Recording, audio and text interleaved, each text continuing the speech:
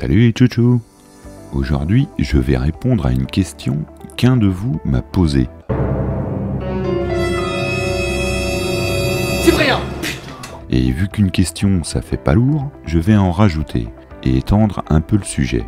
Existe-t-il un permis de conduire un train? Si oui, à quoi ça ressemble? Y a-t-il des points sur ce permis? Peut-on le perdre? Y a-t-il des auto-écoles de train? Y a-t-il une police du rail? Font-ils des contrôles? Y a-t-il des radars? Enfin voilà, vous voyez globalement le thème va tourner autour du permis de conduire. Et ça fonctionne ça sur YouTube. Tous les types de mobiles d'une certaine taille ou d'une certaine puissance sont soumis à une autorisation d'usage. Ça, c'est la belle phrase pour dire permis de conduire. Alors permis de conduire une voiture, une moto, un avion, un bateau. Alors bien entendu, on ne parlera pas toujours de conduite. Le pilote, il ne conduit pas, il pilote.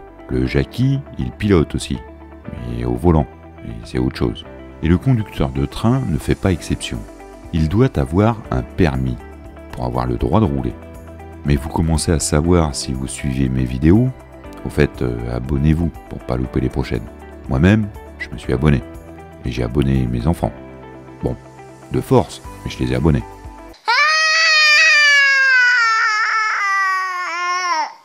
Dans le ferroviaire, rien n'est jamais simple. Aussi, ça va être bien plus tordu qu'un simple permis auto. Commençons par la base. Pour prétendre conduire un train, il faut une licence européenne. C'est un truc format carte de crédit qui atteste que vous avez le minimum du minimum pour évoluer dans un ensemble ferroviaire sans mourir en 5 minutes. Ça ne veut pas dire que vous savez conduire un train ou que vous en avez le droit. Non, juste que vous pouvez y prétendre. C'est un peu comme le bac.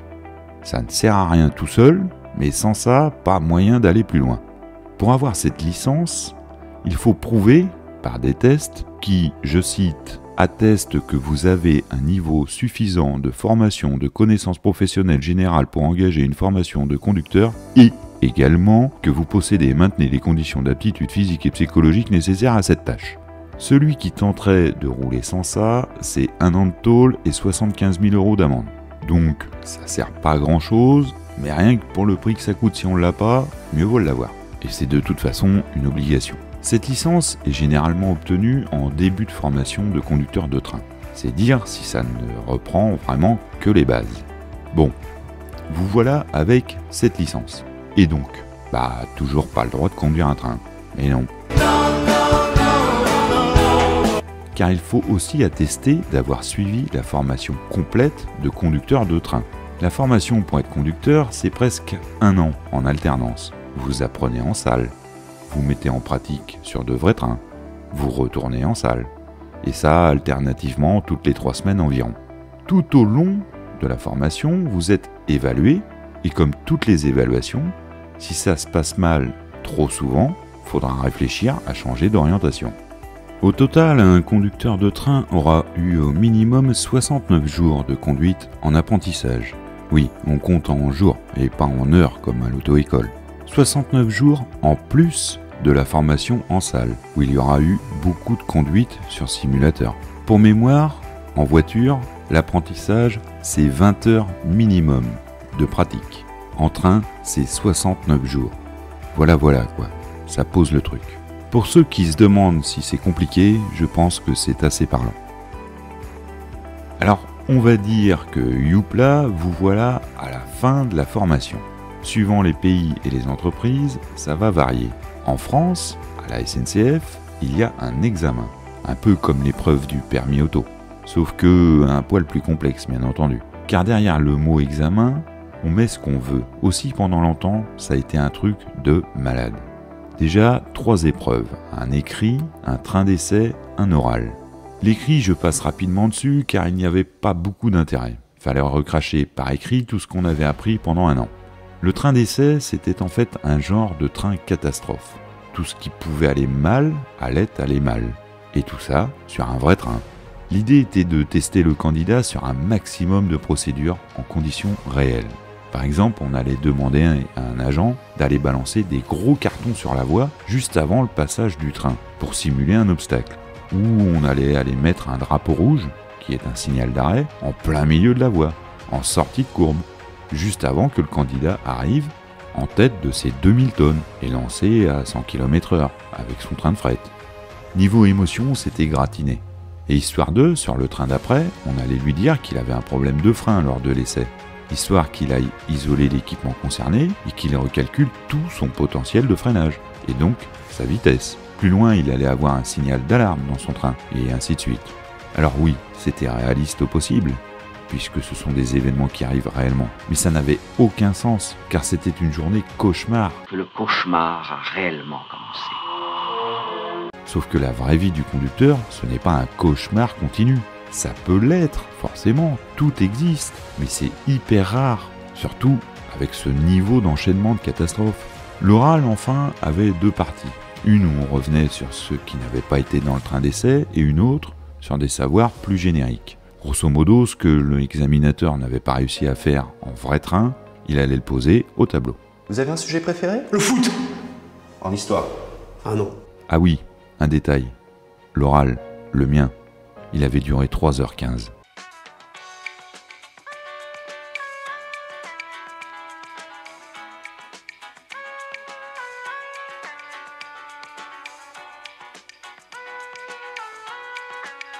Je rappelle que tout ça, c'est pour être conducteur de train. Le gars qui va parler très très peu parce qu'il sera seul dans sa cabine. 3h15 d'oral. Aujourd'hui, on a revu tout ça. L'écrit existe encore, mais c'est vidé de son contenu. Aussi, il va disparaître d'ici peu. Le train d'essai est ultra limité, car de toute façon, on ne peut plus se permettre de mettre un train en retard pour des exercices. Bah oui, tout ça, ça se fait sur des trains commerciaux. Et aujourd'hui, il y a beaucoup de trains. Beaucoup plus qu'avant. Donc rapidement, le train de derrière va nous rattraper. Et on va tout retarder si on s'amuse à faire des pannes. Et surtout, c'était déconnecté de la réalité. Comme je disais, aujourd'hui, on va juste faire une journée de service. Et regarder comment le candidat gère son truc. Enfin, un morceau de journée. Un ou deux trains et poser quelques questions. Bon, forcément, le candidat, il aura l'impression de vivre un véritable enfer. Car il est over-stressé. Et il voit des pièges partout. Le chef arrive, il lui dit bonjour, le candidat pense déjà qu'il y a un piège. C'est louche. Mais dans la réalité, c'est simple et allégé. Mais tous ceux qui y sont passés vous diront le contraire, car eux ont vécu ça en mode panique. Donc toutes les sensations étaient décuplées pour eux. Et enfin l'oral aujourd'hui, s'il a toujours le même découpage, savoir le retour sur le train et les savoirs génériques, il est désormais beaucoup plus court. En 1h, 1h30, l'affaire est bâclée. Alors on n'a pas baissé en qualité, c'est juste que on colle plus à la réalité. Une journée normale d'un conducteur, ce n'est pas un enchaînement de catastrophes. D'ailleurs, d'autres entreprises ferroviaires ne font carrément pas d'examen, ce qui n'est pas déconnant non plus. Si tu as été suivi et contrôlé pendant toute ta formation, examen final n'a pas de sens. Contrôle continu ou examen, il faut choisir. Bon bah nous on fait les deux. Ah, quelle drôle d'idée. Bon, alors, une fois cet examen en poche, c'est ok pour notre permis de conduire? Ben non, toujours pas. Non parce que là, avec votre examen, vous avez le droit de conduire un train, mais nulle part. Ça c'est con. Enfin, pour être exact, vous pouvez rouler uniquement là où vous avez appris à rouler, et sur le type de matériel sur lequel vous avez appris à rouler.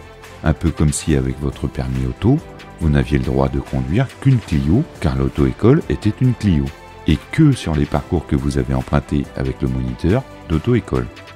Donc à l'issue de la formation, un conducteur a le droit aux quelques lignes qu'il a découvert en formation et à l'engin ou, grand maxi, les deux engins qu'il a découverts en formation. Oui, le concept peut paraître étrange par rapport à la voiture ou tout autre mobile, mais dans le ferroviaire, il faut connaître parfaitement son trajet avant de s'y embarquer. Sur la route, une fois le permis obtenu, vous voilà conducteur. Et libre à vous d'aller voir mémé à 10 km,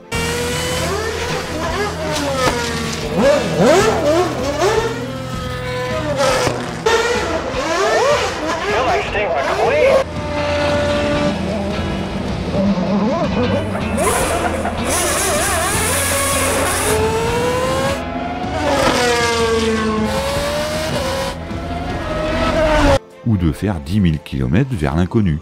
Et ça, dès les premiers jours. En train, c'est pas comme ça. Tout ça tient au principe de base.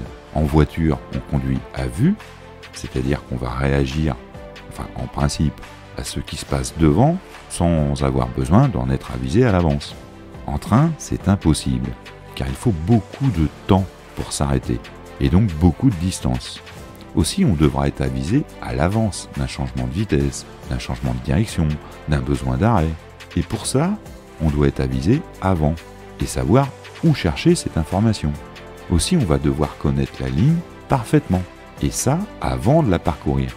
Donc on va envoyer le conducteur découvrir la ligne en cabine, mais sans conduire. Un autre conduira le train, et l'apprenant sera assis à côté, avec ses documents à étudier. Quand il reviendra de son étude, il échangera avec son chef pour prouver qu'il connaît les points importants de la ligne. Et seulement à partir de ce moment-là, il aura le droit d'y aller en tant que conducteur.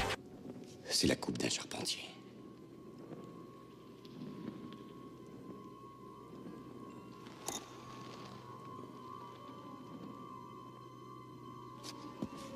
Tu as choisi judicieusement. On pourra aussi parcourir virtuellement une ligne avec des vidéos. Ce sera notamment utile pour les nouvelles lignes ou les lignes qui réouvrent après travaux.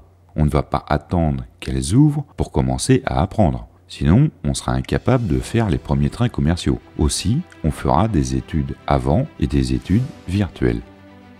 Par extension, aujourd'hui, quand je prépare un voyage assez long en voiture, je vais regarder sur Street View les directions avant le voyage, car j'aime bien savoir à quoi ressemblent les lieux plutôt que de découvrir ça une fois le nez dessus. Bon, voilà enfin notre conducteur qui a le droit de conduire.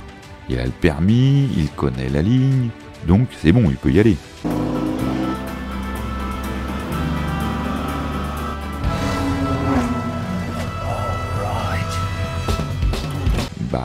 Non. Oui, parce qu'un autre détail va tout changer par rapport à la voiture. En bagnole, avec votre permis, vous pouvez conduire la Mini à maman ou le gros 4x4 qui pue à papa. Ou l'inverse, pas de sexisme. Pas en train. Chez nous, on ne fait pas que conduire. Aussi, on a besoin de connaître le matériel sur lequel on va rouler. Et connaître, c'est pas juste connaître son nom. Donc on est formé dessus. Par analogie, c'est comme si pour conduire un type de voiture, il vous fallait avoir une formation spécifique dessus. Il y a très longtemps, au début de l'automobile, c'était le cas, car c'était ultra complexe. En 1900, on compte déjà plus de 3000 automobiles en France. Mais sa technologie est perfectible. Les ratés et les pannes sont alors très fréquents. Et le bon mot à l'époque est de dire que l'on est plus souvent dessous son auto que dessus. Eh bien en train, c'est comme ça. Aussi, pour conduire un train, il faut avoir le permis, et connaître la ligne, et connaître le matériel. Dernier point, la vitesse.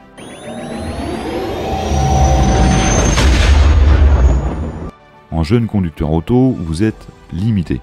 En train, c'est un peu la même chose. Et bien que ce soit moins le cas aujourd'hui, il existe ce qu'on appelle une progressivité. Si je veux simplifier, en début de carrière, on ne va pas loin et pas vite. Et au fur et à mesure de l'expérience, on va acquérir de nouvelles compétences qui vont nous permettre d'aller plus loin et plus vite. Et quand arrivera notre tour pour prétendre au TGV, on refera une formation assez longue pour avoir un nouveau sésame.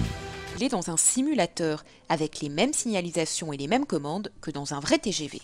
Voilà, j'ai l'information d'une ponctuelle qui me dit que je vais ouvrir mon disjoncteur et baisser mon panto. Parce que quand on rentre sur ligne à grande vitesse, il va falloir bloquer le pantographe, ce qui permet de capter le courant avec les caténaires. On va bloquer le pantographe à une hauteur de 5,08 m. Derrière le simulateur, Thierry qui lui crée les pannes et surveille les futurs conducteurs de TGV. Je regarde un peu si tout le scénario se passe correctement et aussi j'observe un peu les gestes du conducteur en fonction du scénario qu'on lui a demandé. Là on a ça, c'est l'indication. Le conducteur doit arrêter d'urgence, baisser panto, on observe de devant. S'il y a un danger pour les autres circulations, on peut mettre éventuellement signal d'alerte lumineux et on peut mettre aussi le signal d'alerte radio qui permet aux autres trains qui sont aux alentours de s'arrêter. Un simulateur qui représente 90% de la réalité. Par an, 250 stagiaires de toute la France viennent s'y former. Allez, parce que c'est vous, je vais rajouter la dernière couche au permis de conduire un train. Si je suis formé sur des trains de voyageurs, mon permis est valable pour les trains de voyageurs et pas pour les trains de fret, et inversement. Plaît-il ? Donc si je veux changer de catégorie, il me faudra refaire une formation complémentaire.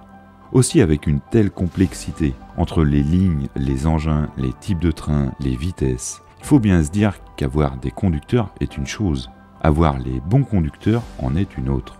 On peut imaginer une situation où j'ai par exemple 3 conducteurs disponibles et que je sois malgré tout incapable de leur faire un train, car ils n'ont pas les compétences nécessaires. Ils sont bien conducteurs, ont bien la licence, ils ont bien l'examen, le sacrement du chef, mais pas la connaissance ligne ou la connaissance matérielle nécessaire au train que j'ai à couvrir. Et vu qu'une compétence ligne se perd au bout d'1 an sans pratique, il faut suivre tout ça pour mettre le bon conducteur sur le bon train. Alors ça paraît évident et simple quand tout va bien, mais quand tout va mal et que des conducteurs se retrouvent bloqués aux 4 coins de la région ou de France, eh bien ça peut se terminer avec des conducteurs qu'on est incapable de faire conduire, car ils n'ont pas la bonne compétence pour faire le train à couvrir. Vous voyez, j'avais prévenu, c'est compliqué le ferroviaire. Je me suis dit que ça ferait un super tube de l'été.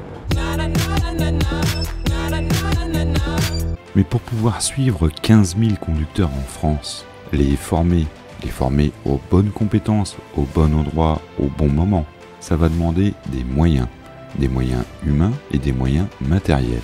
Alors quand quelqu'un vous dira « ils produisent ça trop cher, ils sont vraiment trop chers, il y a moyen de faire des économies », excessivement cher. Dites-vous bien que tout ça génère des coûts et que ces coûts, ils sont invisibles directement pour le client, mais pourtant ils font partie du prix de son billet et du prix du ferroviaire pour la collectivité. Toutes ces règles, c'est pas nous qui les avons voulues, c'est le législateur qui les a imposées. Alors, elles sont pas toutes idiotes, beaucoup ont des raisons d'être, notamment vis-à-vis de la sécurité, et sont issues d'un long historique. Mais il ne faut jamais oublier que la sécurité a un coût. Et inversement, il ne faut jamais oublier que dans les coûts, il y a la sécurité. Et qu'à partir du moment où on veut trop rogner les coûts, on finit par rogner la sécurité. Et la sécurité, elle ne doit jamais apparaître aux yeux du client. Car quand elle apparaît, c'est qu'il est déjà trop tard.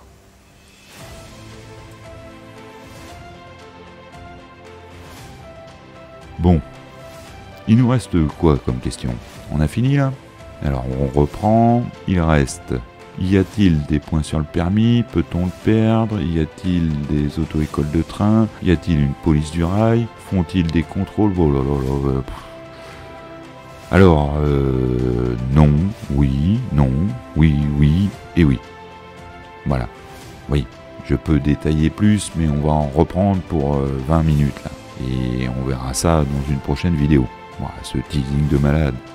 Et si vous avez d'autres questions en rapport avec le même domaine, eh ben vous faites comme d'habitude. Vous mettez ça en commentaire et j'y répondrai, soit directement, soit dans la prochaine vidéo. Allez, à bientôt les chouchous.